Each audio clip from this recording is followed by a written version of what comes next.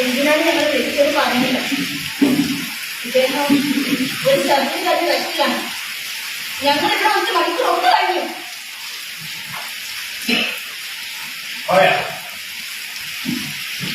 ഇനി ഞാൻ ചോദിക്കുന്ന ചോദ്യങ്ങളെല്ലാം ഇവരോട്, വേറെ ആരും മറുപടി പറയണ്ട. ഒരു മറയ്ക്ക്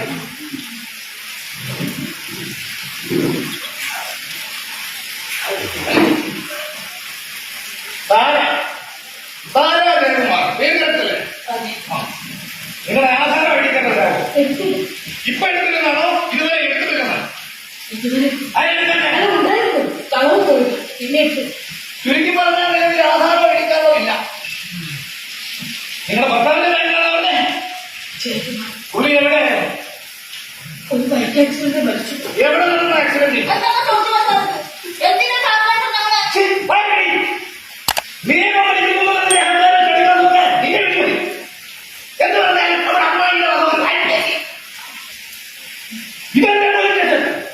ഇവിടുത്തെ മനസ്സിലാക്കിയാലൊക്കെ വേണ്ടത്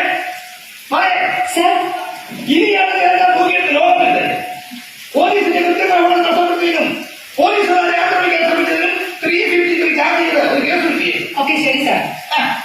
10-22 കൊല്ലം ആക്കിയിട്ട് ചേർച്ച എന്നതാണ്.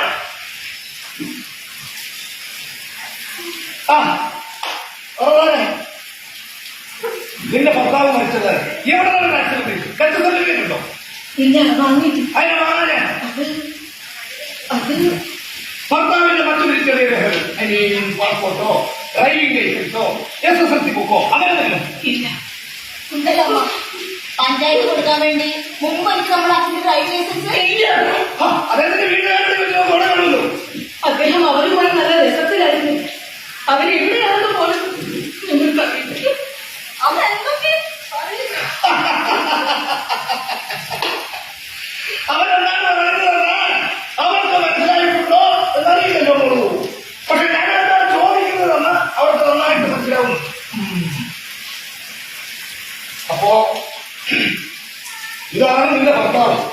2002 മരിച്ചുപോയ ഭർത്താവ്. ഇവിടെ നിന്നോട് ചോദിച്ചാണ്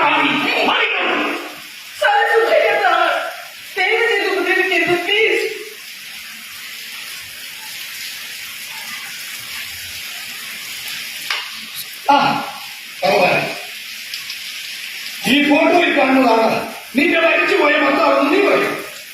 പക്ഷെ ഞാൻ പറയുന്നു, ഇത് തമിഴ്നാട്ടിലായ നിനക്ക് പോലും അറിയാത്ത ഏതോ ഒരുത്തന്റെ ഫോട്ടോയാണ്. ഇത്രയും വ്യക്തമായി മനസ്സിലാക്കിയിട്ടാണ് ചോദ്യങ്ങൾ ചോദിക്കുന്നതെന്ന് ഇപ്പൊ മനസ്സിലായല്ലോ. നീ പറ, ഇത് നിന്റെ ഭർത്താവാണോ? ആണോ? അല്ല.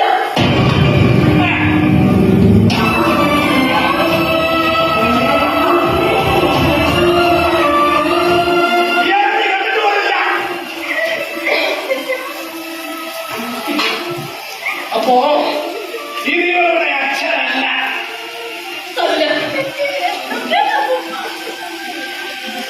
ആദ്യം വിദ്യാർത്ഥികളോ?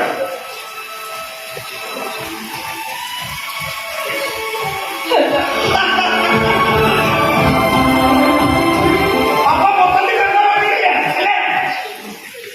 ഇവിടെ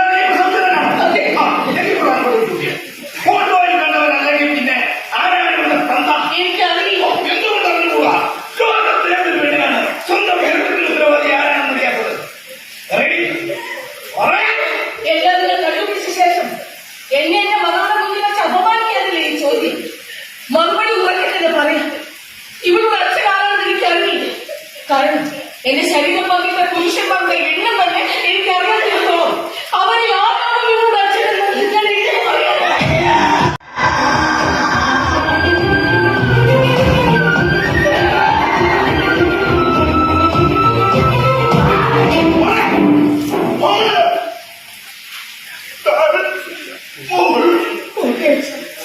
ഇതിൽ കൂടുതൽ കേൾക്കാം. അവൾ ചന്ദ്രനെ മരിച്ചു. കഴിയുമേ ഞാൻ അച്ഛനെന്ന് വിളിക്കുന്ന ഈ മനുഷ്യന് പോകാൻ അനുവദിക്കും. അല്ലെങ്കിൽ ചിലപ്പോ പോകുന്ന പോക്കിലേക്ക് മകൾ ആത്മഹത്യ ചെയ്യും. അങ്ങനെ എന്തൊക്കെ സംഭവിച്ചാൽ ഏത് കൊമ്പത്തിരുന്നാലും നിങ്ങൾക്ക്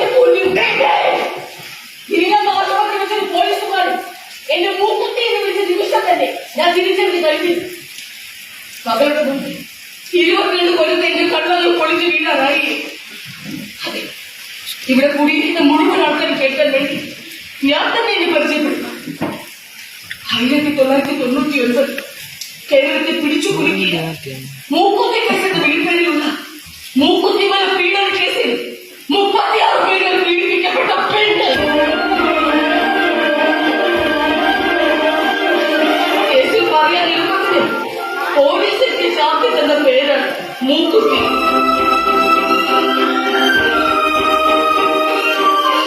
പ്രാണൻ പിടിയുന്ന വേദനയ്ക്ക് മീതെ എന്നെ ബലമായി പ്രാപിച്ച ആ 36 പേരിൽ ആരിൽ നിന്നാണ് ഞാൻ ഗർഭം ധരിച്ചതെന്ന് വഴിവെന്ന് പറയാൻ എനിക്ക് ദിവ്യശക്തിയൊന്നും. എന്റെ പേര് കേസ് എന്തെങ്കിലും ഉണ്ടെങ്കിൽ എന്നെ ലോകത്തിലാണ്. അതല്ല, വൈരാഗ്യത്തെ വിളിച്ചു വരുത്തി അപമാനിച്ചതാണെങ്കിൽ അത് കഴിച്ച സ്ഥിതിക്ക് പോകാൻ അനുവദിക്കണം. എന്തായാലും ഞാൻ എന്നെ വീണ്ടും തുറന്നു വയ്ക്കും.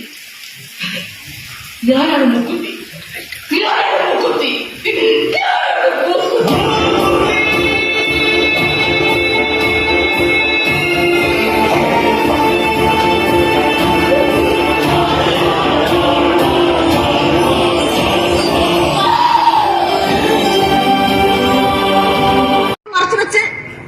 കബളിപ്പിക്കുന്നതൊക്കെ സോക്കോയുടെ സീരിയലുകളിൽ മാത്രമേ സംഭവിക്കുന്നു കരുതി.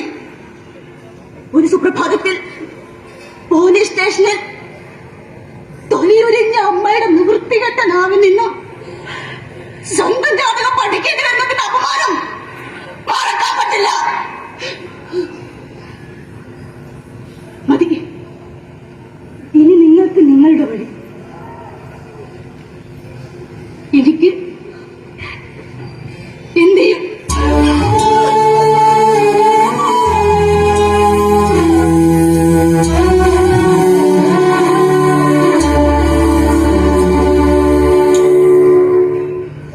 ഓരോ പ്രായത്തിലും അച്ഛനെ പറ്റി ഓരോന്ന് ചോദിക്കുമ്പോ ആ മൊമെന്റിൽ തന്നെ ഓരോ കള്ളത്തരങ്ങൾ പറഞ്ഞ് എന്നെ വിശ്വസിപ്പിച്ചുകൊണ്ടിരുന്നു.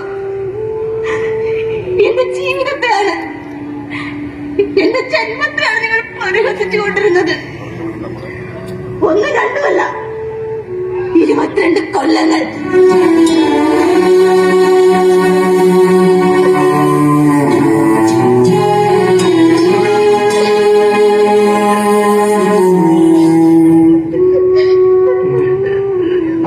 അമ്മയോട് പറഞ്ഞത് ഞാനാണ്. അതുപോലെ നിങ്ങൾ എന്റെ ആരാ? ഇവരുടെ ആരാ? ആരാണ്?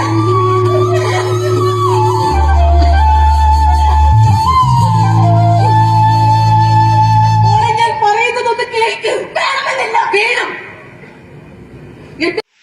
ഇപ്പൊ എന്റെ ഫോണോ തന്നെ ചോദിച്ചിട്ട് അവൾ പോലെ എനിക്ക് മനസ്സിലാക്കി അവള് തിരിച്ചു വരും. അവള് വരും, അവള് പോട്ടെ, അവള് പോട്ടെ.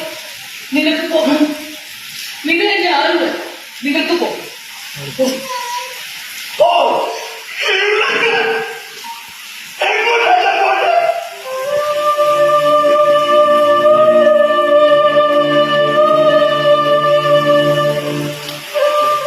ഒന്നും മറന്നിട്ടില്ല മക്കൾ. മൂക്കുത്തി സ്ത്രീ പീഡന കേസിൽ അകപ്പെട്ട മകൾ ഗർഭിണി കൂടിയാണ് പറഞ്ഞപ്പോ സ്വന്തം മകളുടെ തള്ളിപ്പറഞ്ഞ് എന്തൊക്കെയോ നാളുകൾ എന്തൊക്കെയോ ജോലികൾ ചെയ്ത് ജീവിച്ച് നിന്ന് പ്രസവിച്ചു. 14 ഉപേക്ഷിക്കപ്പെട്ട് പെരുവഴിയിൽ മുഴുവനിച്ച് കിടന്ന എനിക്ക് ഒരു കൈക്കുഞ്ഞിനെയും താങ്ങിയെടുത്ത് വന്ന് ദിവസവും വീട്ടിയ ഓരോ പാത്രം കണ്ടിട്ടുണ്ട്. അത് ഒരു മനുഷ്യായുസിന്റെ കടപ്പാട്. എനിക്ക് തലചായ്ക്കാൻ ഇടവും നിങ്ങൾ കാണുകയും വേണമെന്ന് പരസ്പരം മനസ്സിലാക്കിയപ്പോ ഒരുപാടില്ലാതെ അന്ന് മുതൽ നമ്മുടെ കുടുംബമായി ജീവിച്ചു. രേഖകൾ എന്ന് പറഞ്ഞാൽ വീടിനെ തടക്ഷേപിച്ചാൽ എനിക്ക് എന്റെ പോളാ വേണമെന്ന് തള്ളിപ്പോയി. പക്ഷെ ഞാൻ ചത്തപ്പമാടുന്നത് എനിക്ക് നീ എന്റെ മോള അച്ഛ എന്നെ തനിച്ചാക്കി പോകണ്ടേ അച്ഛ.